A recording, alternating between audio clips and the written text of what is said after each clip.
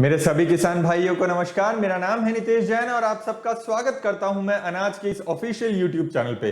दोस्तों, आज की इस वीडियो में हम आपको जानकारी देंगे बेंजो दवाई के बारे में।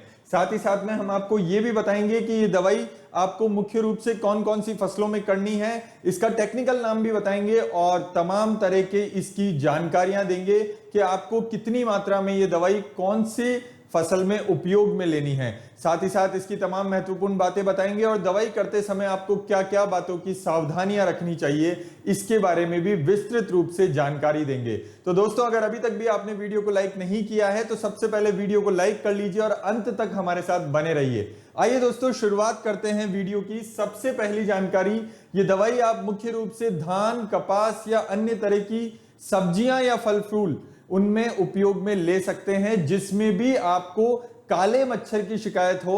यह एक कीटनाशक प्रोडक्ट है और काले मच्छर यानी कि ब्लैक होपर पर बहुत जबरदस्त तरीके से उपयोग होता है और बहुत कारगर रिजल्ट देता है, तुरंत नष्ट करता है। अगर हम बात करें इसके टेक्निकल नाम की तो बुप्रोफेंजिन 25% SC इसका टेक्निकल नाम है, जो कि दर्शाता है कि ये एक BPH पर या कहें हम ब्लैक हॉपर पर काम करने के लिए बहुत प्रभावशाली दवाई है। अगर हम बात करें इसके डोज की तो दोस्तों अलग अलग फसल में अलग अलग इसकी डोज है, जैसा कि आप स्क्रीन पर भी देख सकते हैं। धान में 320 ml पर एकड़, कपास में 400 ml पर एकड़, मिर्च में 120 से लगाकर 240 ml पर एकड़, जिस हिसाब से बीमारी हो उस हिसाब से आपको दवाई करनी है। अंगूर में 400 ml पर एकड़।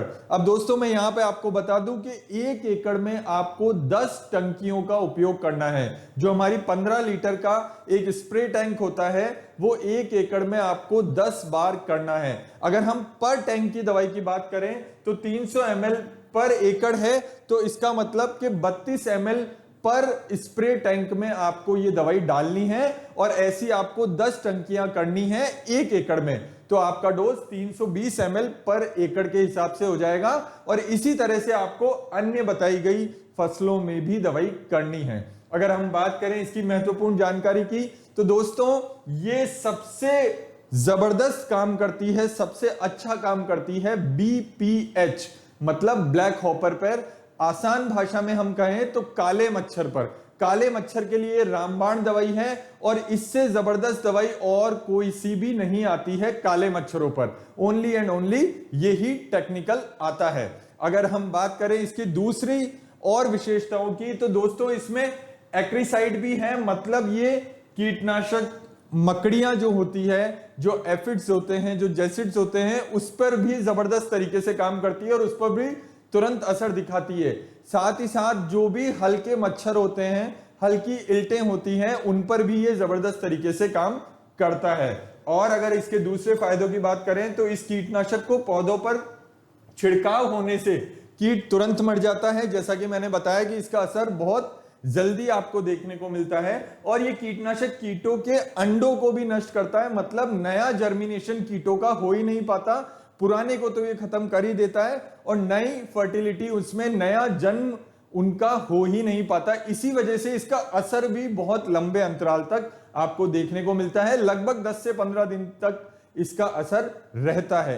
कभी कभार दूसरी परिस्थितियों में मौसम के अनुकूल अगर परिस्थिति नहीं है तो आपको इसका स्प्रे 2 बार भी करना पड़ सकता है, अगर आपके मच्छर की शिकायत लगभग 1 महीने तक रहती है तो। और अगर हम बात करें इस कीटनाशक का प्रयोग आप व्हाइट फ्लाई मतलब सफेद मच्छर, aphids, jassids, thrips, yellow mites, mealybug, hops, तमाम तरह के जो कीट यहां पे बताए गए हैं उनको मारने के लिए कर सकते हैं। आसान भाषा में हम कहें हल्के मच्छर, चाहे वो सफेद हो चाहे वो काले हो, या फिर हम कहें तितलियां, या फिर हम कहें तीतरियां, या फिर हम कहें मकड़ियां और तमाम तरह की छोटी इल्टें या तमाम तरह की छोटी लटें या और दूसरी तरह की जो भी छोटे जीवाणु होते हैं हमारी फसलों में, हमारे पौधों में, जो फसल को नुकसान पहुंचाते हैं, उनके लिए बहुत कारगर कीटनाशक है और इसका स्प्रे करने से आपको लगभग 10 से 15 दिन तक राहत महसूस होती है। किसी भी तरह का हल्के जो कीट होते हैं जो हमारी फसल को खराब करते हैं वो नहीं आते हैं। इसका असर मैंने आपको फिर बताया कि आपको कभी कभार किसी केस में आपको इसका उपयोग 2 बार भी करना पड़ सकता है मौसम की अनुकूलता के हिसाब से। ये थी इसकी तमाम महत्वपूर्ण जानकारी। अगर हम बात करें इसकी सावधानियों की तो दोस्तों दवाई कोई भी करें बच्चों की पहुंच से दवाई दूर रहनी चाहिए, और सबसे ज्यादा जरूरी बात यह है कि आप दवाई कोई सी भी उपयोग में लें, दवाई को उपयोग में लेने से पहले बॉटल को अच्छे से हिला लें, उसको शेक कर लें ताकि उसमें कहीं भी घोल जमा हुआ ना हो और वो एक समान दवाई हो जाए। ये सावधानी हर बोतल में आपको रखनी जरूरी है। जो भी लिक्विड दवाई आती है, जो घुलनशील दवाई आती है, उसमें सब में रखना जरूरी है।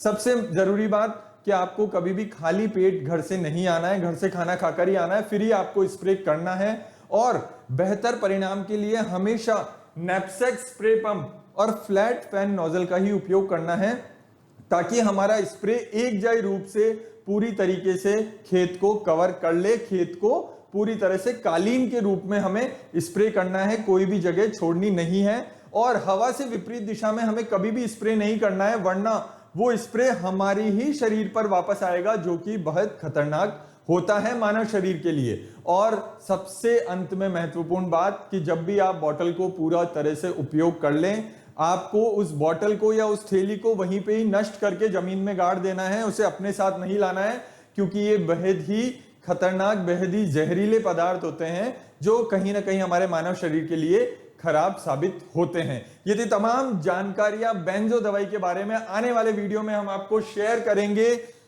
एक्शन 505 दवाई के बारे में, तमाम तरह की विस्तृत जानकारी लेके आएंगे और इसके बारे में अच्छी बुरी सारी बातें बताएंगे, क्या क्या सावधानियां रखनी है, इन सब के बारे में भी जानकारियां देंगे। तो दोस्तों अगर आपको पूरा वीडियो अच्छा लगा हो, सारी जानकारी समझ में आई हो, तो प्लीज हमारे वीडियो को लाइक करिए, हमारे चैनल को सब्सक्राइब करिए और नोटिफिकेशन का बटन जरूर दबाइए ताकि आने वाले वीडियो की जानकारी आपको नोटिफिकेशन के माध्यम से मिलती रहे और आपका और हमारा साथ ऐसे ही बना रहे।